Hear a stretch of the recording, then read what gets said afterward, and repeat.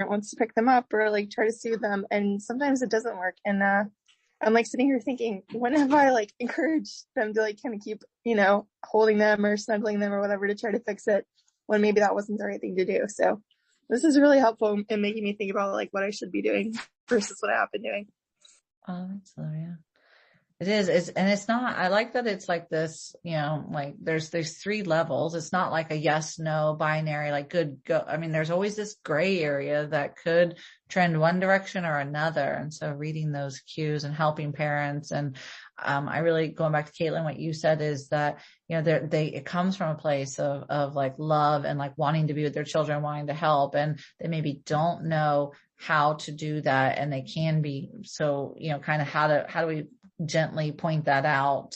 And then obviously if we see these positive moments, these are really great to say, oh, look how he smiled when you said that, or look, he's looking for your voice right now. He knows your voice because he heard your voice when he was in utero. And so connecting those positives is going to be really important.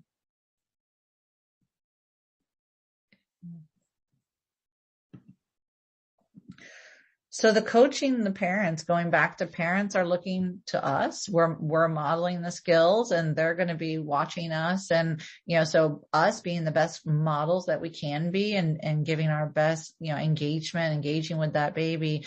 And then, bringing the parents along by the bedside and saying, like, let's do this together and let's practice together, especially for those parents that are a little more unsure, and finding ways to then transfer that capacity. So lots of positive reinforcement. You're doing great. This is being wonderful. And I like, Caitlin, what did you say? You said, something about not pause, but it was almost like, let's try again later. So it's not like this is a bad idea, that what you just did. It's just like a not right now. I forget what word you used. Maybe you said try later, and that just resonated with me.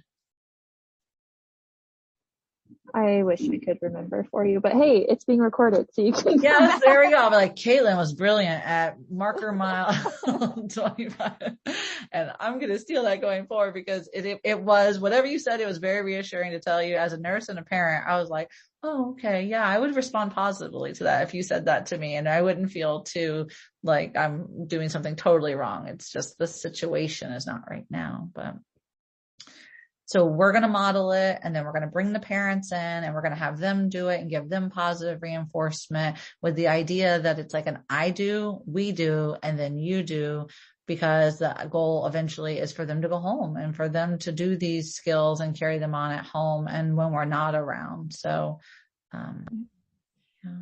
I was just going to add on the I do. And sure, Olivia, Caitlin, and Michaela are kind of like, okay, this is great, but I'm so busy at work. It's so hard to just get everything done and meet all the demands. And we totally get that.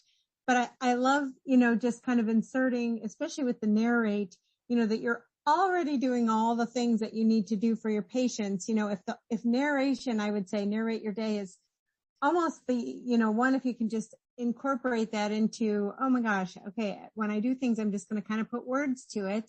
That's a nice way to do the I do when you already feel like, oh my gosh, I don't think I can add one more thing to my day. We love for nurses to feel like this is not a one more thing, right. Or for parents, because we have busy moms, single moms that have 3 kiddos or 4 kiddos, and like, well, but if you give your baby a bath once in a while, or if you're changing a diaper or you're giving them a banana, just here's your banana, just putting words to it. Right. So that it doesn't feel additional. Yeah. I found that. Go ahead. Go, Michaela. I was going to say, so my mom is like a talk with me baby. Like that's her thing. She loves it. I had never been trained in it or anything before, but she was very much an advocate for talking to your baby and narrating things. And so I found that a good thing for me to do that was helpful to me while I was still getting things done at work was to narrate to the baby so that it's helpful to me. So if I'm taking a temperature, I'm like, oh, your temp is 36.3. Let's see, we might need to put a blanket on you and let's do some facilitated tucking, right? And so that helps me to go back when I'm charting and go, okay, I did the facilitated tucking. The temp was 36.3. So that helps me. Yeah. That's great to think of it as an asset. Right. Auditory feedback. Yeah. You're more likely to remember it because you said it aloud. And I always say too that, is that, a lot of times if parents are at the bedside, they're very stressed and they're there. Is this normal? Is this normal? That's the question we always get, is like, everything okay? Should that be happening? And so by talking it through, it almost sort of normalizes, or at least explains what's happening, because a lot of times they're like, what's happening? What are you doing? Like, what's that? What medicine is that? And so I think that helps too. But I love your example of kind of like memoing what you did. And you're like, yeah, I did that because I remember saying that I did that. Right. It's really helpful. And then you'll say, oh, I'll come back in 30 minutes to reassess that temp. We're just going to check it again, see how things are going. Like, it helps me. So. Mm-hmm. Yeah. So I think, there was an interesting book that I read one time from a parent's perspective, and the name of the chapter was my son's not a beeping machine, and because they said oftentimes that the nursing staff would come in and that they would just adjust whatever was happening, and then they would leave without saying anything. And to that point is that we are all really busy and there's a lot of things happening, but we can, as we're adjusting that machine of like, okay, great, your medication's done. I'm going to go get a flush and this is what I'm going to do. And all of those things are still language exposure. And so it's like that's why I say narrate your day is kind of something that I can very easily say I can do even when I'm at busy. So it's not like an extra thing. And then you could turn it into a positive, not only language exposure, but help you to chart better, right? That's right. I love that. Yeah. Yeah. It's kind of working on that. Like, I'm going to do it. We're going to do it together, and then transfer it to the you do. So, yes, these are some of the benefits of Talk With Me Baby, and how they truly are family-centered care, is that when parents are talking with their babies, they're going to feel more engaged with their baby, and it's going to increase the parental bond. It also empowers parents, especially in a situation in the NICU where they feel like they're powerless sometimes, right? And so they can say that I feel like I can control this brain development and my baby and engaging with them. It also gives them something to do, because sometimes they are feeling, again, like powerless, or like, I don't know what to do. And they're just sitting there, and what should we be doing? And they can talk with their baby, and it makes them feel more in control, and it decreases their stress and their fear. And it kind of really just like helps them to walk through and navigate some of these complex situations in the NICU. And then it really bonds, the baby and the parent, but also creates this partnership between, nurses and allied health, and for everybody to be working together towards building this baby's brain stronger. And then last, but certainly not least, what we love is it's free. You don't have to have an iPad. You don't have to have a subscription. You don't have to have any of these fancy toys of Baby Einstein. That talking with their babies can be something that can make a drastic difference on their neurodevelopmental outcomes.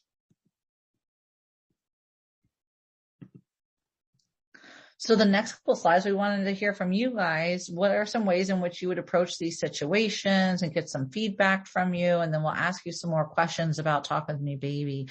But we broke them apart based on gestation, knowing that the different gestation ages, you're going to approach how you're engaging with that baby differently.